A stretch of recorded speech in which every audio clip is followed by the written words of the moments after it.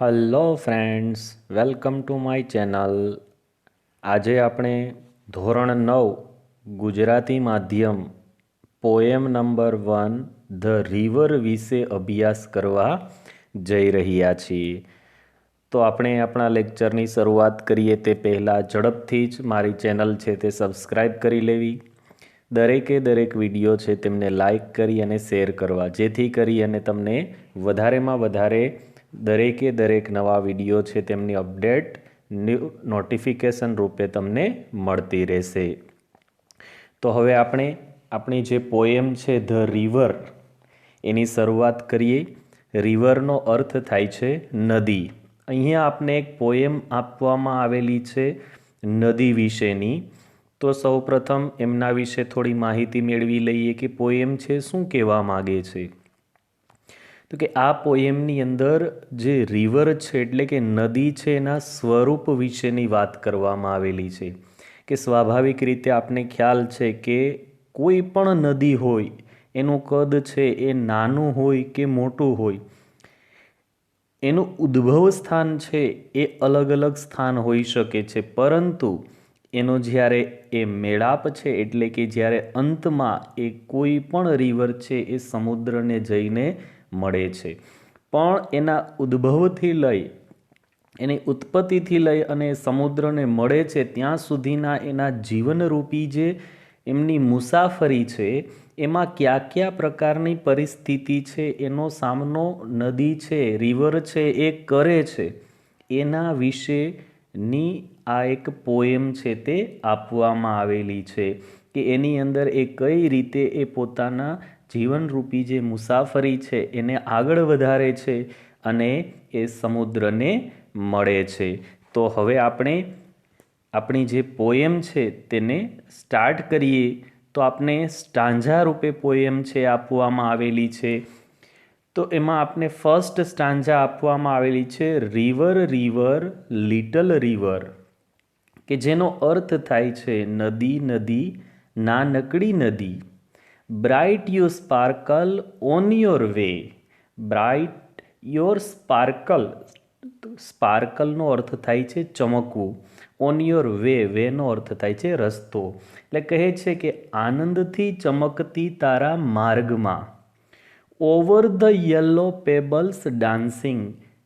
Yellow પેબલ્સનો અર્થ, પેબલનો અર્થ થાય છે કાંકરા, જે નાના પથ્થર હોય છે, અને યલોનો અર્થ થાય છે પીળા રંગના. એટલે કે પીળા કાંકરા પર તું ડાન્સિંગ એટલે કે નાચતી કૂદતી. Through the flowers and foliage glancing. ફ્લાવર્સનો અર્થ આપને ખ્યાલ છે કે થાય છે ફૂલો, અને ફોલિએજ છે એનો અર્થ થાય છે પાંદડા, એટલે કે પાંદડા પણ કહી શકીએ અથવા પાન પણ કહી શકીએ છીએ. અને ગ્લાન્સનો અર્થ થાય છે જોવું, એટલે કહે છે કે ફૂલો અને પાંદડાઓમાંથી જોતી જોતી, like a child at play, જેનો અર્થ થાય છે જાણે કે એક રમતું બાળક. તો એક ફર્સ્ટ સ્ટાન્જા આપને આપવામાં આવેલી છે એના વિશે. River river little river, bright you sparkle on your way, over the yellow pebbles dancing, through the flowers and foliage glancing, like a child at play. ફરી એક વખત આ સ્ટાન્જા છે એમનું ટ્રાન્સલેશન આપણે સમજીએ કે નદી નદી નાનકડી નદી, આનંદથી ચમકતી તું તારા માર્ગમાં. પીળા કાંકરાઓ પર તું નાચતી કૂદતી, ફૂલો અને પાંદડાઓથી જોતી જોતી, જાણે કે રમતું એક બાળક. Next stanza. River river swelling river, એટલે કે નદી નદી ઉછળતી નદી. સ્વેલિંગનો ટુ સ્વેલનો અર્થ થાય છે ઉછળવું. ઓન યુ રસ through rough and smooth. Rough એટલે ખાડા ટેકરાવાળો રસ્તો, અને સ્મૂધ એટલે સમતલ રસ્તો. કે ખાડા ટેકરાવાળા અને સમતલ રસ્તે ઓન યુ રશ, તો સતત દોડતી જાય છે. રશનો અર્થ થાય દોડવું. લાઉડર એટલે કે વધુ મોટા અવાજ સાથે. ફાસ્ટર એટલે કે ઝડપથી. ત્યારબાદ બ્રાઉલિંગ, બ્રાઉલિંગનો અર્થ થાય છે ખડખડ વહેવું, એટલે કે તું ખડખડ વહેતી. લીપિંગ, કૂદકા મારતી. ઓવર રોક્સ, રોકનો અર્થ થાય પથ્થર, પથ્થરો ઉપરથી. બાય રોઝ બેંક, રોઝ બેંકને કાંઠા પર જે ગુલાબના છોડની હારમાળા જોવા મળતી હોય એને કહેવાય રોઝ બેંક્સ. સ્વીપિંગ, જાણે કે તું ઝડપથી દોડતી, સ્વીપનો અર્થ થાય દોડવું. અને ત્યારબાદ તો કે લાઈક ઇમ્પેટિયસ યુથ. ઇમ્પેટિયસનો અર્થ થાય ઉન્મત્ત, ઉન્મત્તનો અર્થ ન સમજાય તો બીજો અર્થ એનો થાય કે અવિચારીપણે વર્તવું, એટલે કોઈ પણ પ્રકારનો વિચાર કર્યા વગર આગળ વધવું. ફરી એક વખત આપણે સ્ટાન્જા છે તેને સમજીએ. River, river, swelling river.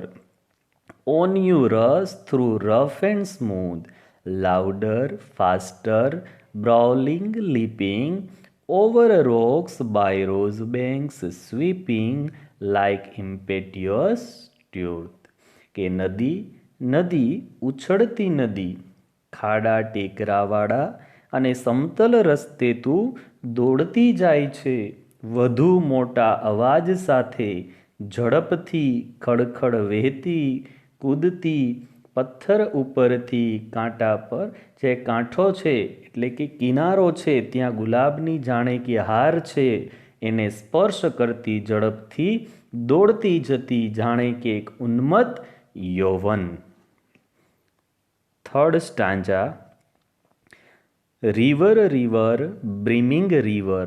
નદી, નદી, છલકતી નદી. બ્રિમિંગનો અર્થ થાય છે છલકવું.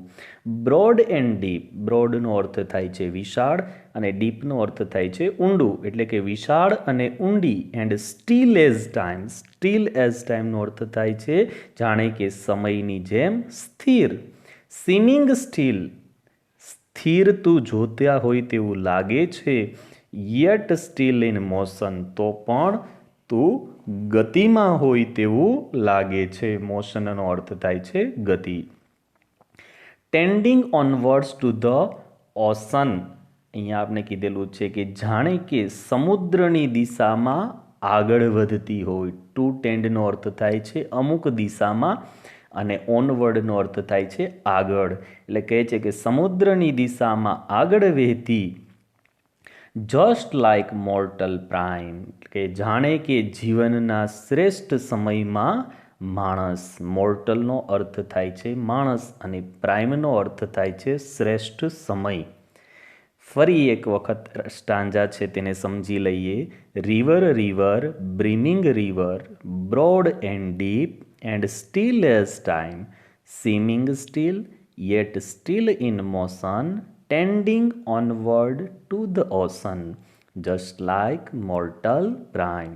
નો અર્થ એવો થાય છે નદી, નદી, છલકતી નદી, વિશાળ અને ઊંડી અને સમયની જેમ સ્થિર. સ્થિર એ લાગે તો પણ ગતિમાં હોય તેમ વહેતી, સમુદ્રની દિશામાં આગળ વધતી, જાણે કે જીવનના શ્રેષ્ઠ સમયમાં માણસ. Last stanza. River, river, headlong river. હેડલોંગનો અર્થ થાય ઉતાવળ કરવી, કે નદી, નદી, ઉતાવળી નદી. Down you dash into the sea, દરિયામાં તું ધસી જતી. શીનો અર્થ થાય દરિયો અને ડાઉન ડેશનો અર્થ થાય ધસી જવું, કે ટુ ડેશ ઇન્ટુનો અર્થ થાય માં ધસી જવું, કે જાણે કે દરિયામાં તું ધસી જતી. Sea that line hath never sounded. હેથનો અર્થ થાય હોવું અને ટુ સાઉન્ડનો અર્થ થાય જાણે કે દોરી નાખીને દરિયાની આપણે ઊંડાઈ માપતા હોઈએ એ રીતે. Sea that line hath never sounded. દરિયો કે જેની ઊંડાઈ છે એ માપી શકાય તેમ નથી, એટલે કે અમાપ છે. Sea that sail hath never rounded. સેલનો અર્થ થાય છે દરિયાનો પ્રવાસ કરવો અને ટુ રાઉન્ડનો અર્થ થાય છે પૂર્ણ કરવું, કે sea that sail hath never rounded. દરિયો જેનો પ્રવાસ નિરંતર કરે છે. Like eternity. ઇટર્નિટીનો અર્થ થાય છે અનંતકાળ, જાણે કે અનંત કાળ. વન્સ અગેન આપણે સમજી લઈએ stanza. River river headlong river down you dash into the C.